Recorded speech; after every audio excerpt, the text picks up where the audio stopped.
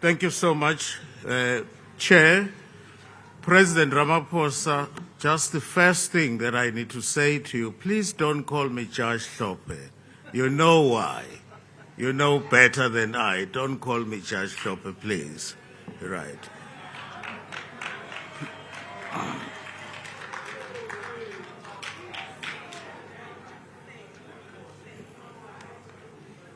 President, there are many programs and state departments in your office. I have quite a lot here on my cell phone: South African National AIDS Council, South African Investment Conference, Presidential Climate Commission, Human Resource Development Council, Infrastructure South Africa, National Strategic Plan on Gender-Based Violence and Femicide, Presidential Youth Employment Intervention and Operation Vulindlela. In addition to that, obviously we know there are other state departments which are now under the presidency.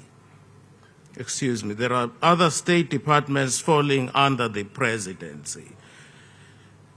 The first problem is that I have not had sight of the annual performance reports. We asked for them even this morning. So it's very difficult to approve of something in the dark, right? And secondly, the problem, thank you. Secondly, the most critical aspect of the Government of National Unity Cabinet is that you, Mr. President, you can now act unilaterally with state-owned companies, bypassing parliamentary oversight, right? To understand this, it is essential to know that Parliament has three types of committees: the standing committees, ad hoc committees, and portfolio committees. The role that is played by portfolio committees is very critical. These committees are responsible for overseeing government ministries, but there has never been a portfolio committee that has been established for the presidency. That is a serious lacuna. We don't have a portfolio committee that has been established for the presidency as yet. With the dissolution of the Department of Public Enterprises, state-owned companies will now fall under the presidency, which means they will no longer be accountable to Parliament. The President only answers to Parliament during quarterly question and answer sessions, which are often marred by bias and lack of transparency. The DA has previously called for a portfolio committee on the presidency, citing Phala as an example of its necessity. However, now that the Democratic Alliance holds a cabinet positions, will they reiterate this call? The Zondo Commission report also recommended establishing a portfolio committee on the presidency, but will Zondo emphasize this recommendation again? It's highly unlikely that he will. State-owned companies contribute significantly to the economy. They are responsible for 27% of the GDP, surpassing the Johannesburg Stock Exchange, which only has a contribution of 23%. The question is, can we trust President Ramaphosa to manage these companies without parliamentary oversight? That is the question.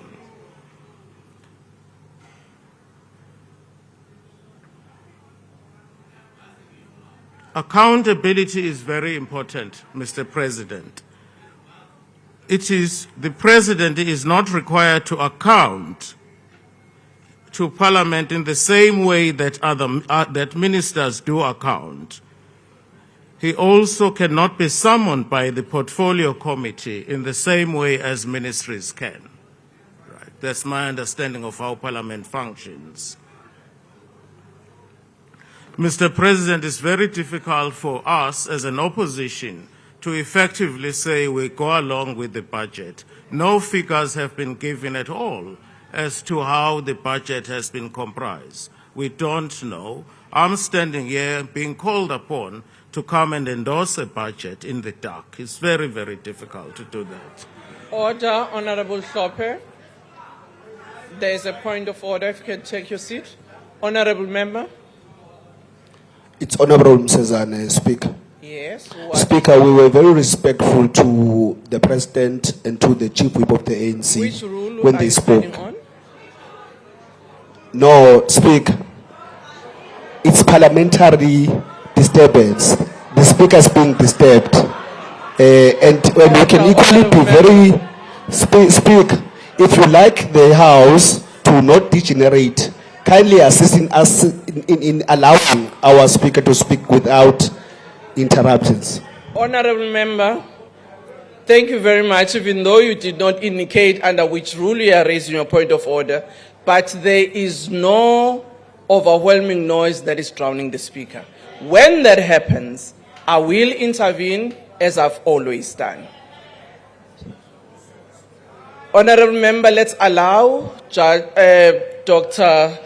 MJ Hlophe to proceed. I'm also making the same mistake like the President. Honorable Hlophe. Thank you, Madam Speaker. I was still saying, President Ramaphosa, it's very difficult to engage constructively and meaningfully. We have not had sight of the budget. You also didn't take us into confidence as to how much has been budgeted for in your office. It creates difficulties for us.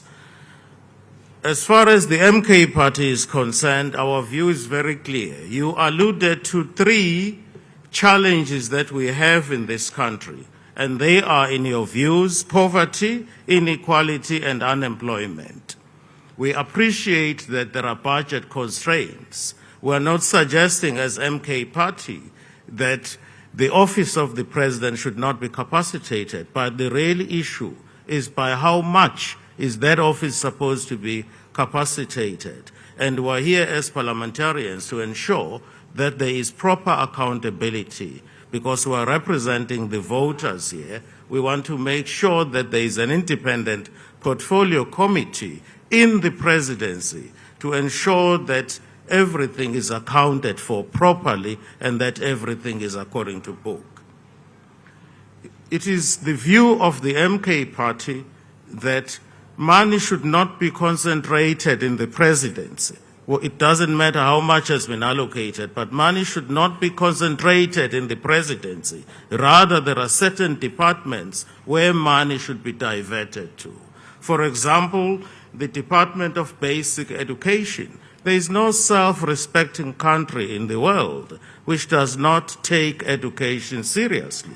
It was only yesterday when I learned, I think it was on News 24, that the Department of Basic Education returned something in the region of 580 million to Treasury. Sorry, I apologize, it was higher education. I do not know the circumstances relating to how that occurred, but on the face of it, someone is not doing their job. It really doesn't matter whether it was higher education or basic education. Education is important. Fine, doesn't matter for me. Order, honorable members, let's allow the Speaker to make his point. The other department which in our view as the MK ought to be given more money is obviously the Department of Justice and Constitutional Development, for reasons that we outlined fully in the debate, one of which is overcrowding. And overcrowding will not come to an end as long as we do not plow enough resources into that department. And that department has a huge deficit or cut of 18%, which is quite huge.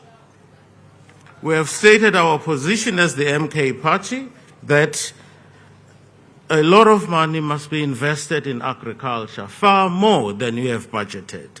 And our approach to agriculture is that we should also develop infrastructure in terms of, we are talking about rural development. We must develop infrastructure in rural areas. And our view is that when that infrastructure is developed in rural areas, we must utilize local talent and we seldom do that. We tend to import these big contractors, and they come, sometimes there is tension between the workers emanating from the big contractors and local people. We end up with a situation whereby local people or residents do not identify with the infrastructure. One of the compelling ways of making people identify with the infrastructure is to get them involved right from inception. That will create jobs for them as we build roads and as we build bridges. And we must ensure that some of those jobs are permanent and ensure that the local residents look after the infrastructure. We also believe, as the MK party, that a lot of money must be plowed into the army. We have stated our position that we believe there should be compulsory military training. We should reintroduce that, and it makes our boys and perhaps our girls who want to go to the army, it makes them more responsible citizens of this country. Going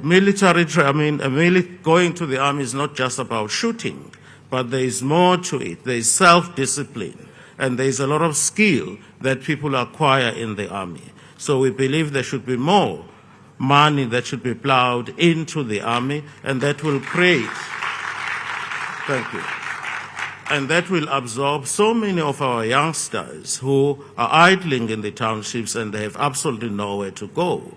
At least we would know that as soon as they turn 18, they will be absorbed for about 2 years in the army. They will have something to do than just idling in the streets and becoming victims to drugs and other social ills. The other problem where money should be going, in Cape Town it was reported last week, for example, there were 9 murders just in Cape Town alone. Clearly the money that we invest in the police is not enough. We need to invest far more money in the police. The question arises, where is money going to come from? We have certain ideas as to how money can be generated. The first obvious one, which you are not going to like, Mr. President, is the cabinet. The size of the cabinet with respect is too big. And this was recognized by the opposition, the then official opposition, the Democratic Alliance, when they were the official opposition. They recognized that, but when the time came for the government of national unity, they are now singing a totally different tune.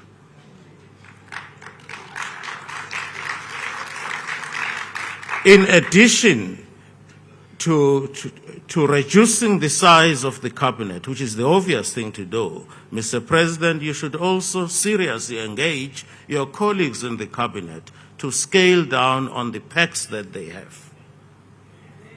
You can only scale down on your pack. If, for example, you are entitled to a helicopter, you don't have to order a helicopter, right? You can order something. It's something that colleagues can be engaged on. Yes, we need to save money. It may sound ridiculous, but the bottom line is that there is so much money that we will be able to save. For example, instead of flying business class, you can fly economy class and embark on austerity measures. We can, on a voluntary basis, all of us embark on austerity measures with a view to saving more money, and those funds can be redirected and be plowed into education, defense,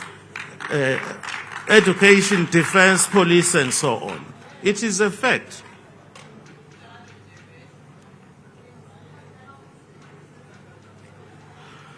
When the time comes, Mr. President, to borrow money, please borrow from BRICS. We have a very important role to play in BRICS. We have to use BRICS. BRICS has a very important role to play, and it is here to stay. We are partners. We have to use BRICS. I am aware that we have borrowed money from BRICS, if my memory serves me well, in the past. But we should continue to use BRICS as a viable alternative, as opposed to IMF and other institutions, right? We should use BRICS. The other thing is we have to increase tax, particularly tax that is paid by companies, especially foreign companies. Many a times we are told that if we increase tax on foreign companies, they will run away, they will invest elsewhere in the world. We've heard that before. Mr. President, we've heard that before. Those companies that we were told are going to run away if tax is increased marginally or by a significant proportion, those very companies are still here. They are still mining in this country, paying our workers salaries which are clearly sometimes not up to scratch. So the argument that if we increase tax in respect of companies, especially foreign investors, that they will run away, it is not borne out by what we see out there. Doesn't make sense. Oil, Mr. President, continues to be a serious problem. I'm talking about oil. It does continue because it impacts on, obviously, fuel and other related products. A question that I would like to ask, why can't we import oil from Iran? Iran has the cheapest oil, I'm told. I'm not an oil expert. Iran has the cheapest oil in the world, I'm told.